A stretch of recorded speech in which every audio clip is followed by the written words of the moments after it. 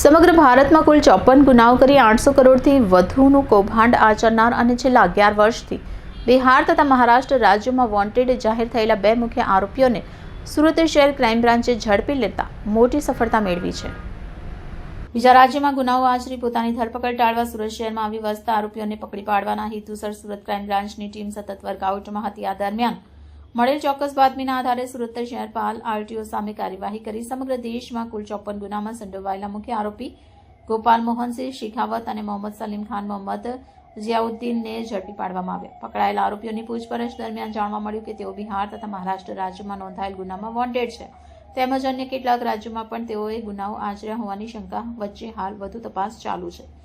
પ્રાથમિક તપાસમાં ખુલ્યું કે આરોપીઓ શરૂઆતથી જ ગુનાહિત ઇરાદે એકબીજાની મદદગારીથી સુરત શહેરના અડાજણ હની પાર્ક રોડ પર એન્ડ માર્ટના નામે મોલ શરૂ કર્યું। ડુપ્લિકેટ દસ્તાવેજોના આધારે ન્યૂ લુક મલ્ટીટ્રેડ પ્રાઇવેટ લિમિટેડ તથા ન્યૂ લુક રિટેલ્સ પ્રાઇવેટ લિમિટેડના નામે મોલ ચલાવી અલગ અલગ રાજ્યોના હજારો લોકોને સંપર્ક કરી એન્ડ માર્ટ મોલની ફ્રેન્ચાઇઝી આપવાના બહાને તેમજ અન્ય વિવિધ રીતે અબજો રૂપિયાનું રોકાણ કરાવ્યું। બાદમાં રોકાણકારોને ધાકધમકી આપી અબજો રૂપિયાની છેતરપિંડી આચરવામાં આવી। આ મામલે આરોપીઓ વિરુદ્ધ અલગ અલગ રાજ્યોમાં કુલ 54 ગુના નોંધાયેલા છે જેમાં 800 કરોડથી વધુની રકમનું કૌભાંડ થયું હોવાનું બહાર આવ્યું છે।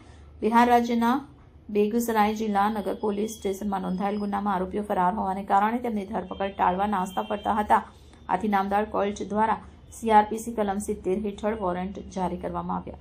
આ ઉપરાંત બિહાર રાજ્યના બેગુસરાય પોલીસ ઉપમહાનિરીક્ષક દ્વારા બંને આરોપી દીઠ ₹50,000ના ઇનામની પણ જાહેરાત કરવામાં આવી હતી। સુરત ક્રાઇમ બ્રાન્ચ દ્વારા કરવામાં આવેલ આ કાર્યવાહીથી આંતરરાજ્ય ઠગાઈ કૌભાંડના મોટા કૌભાંડને ખુલ્લું પાડવામાં મહત્વની સફળતા મળી છે।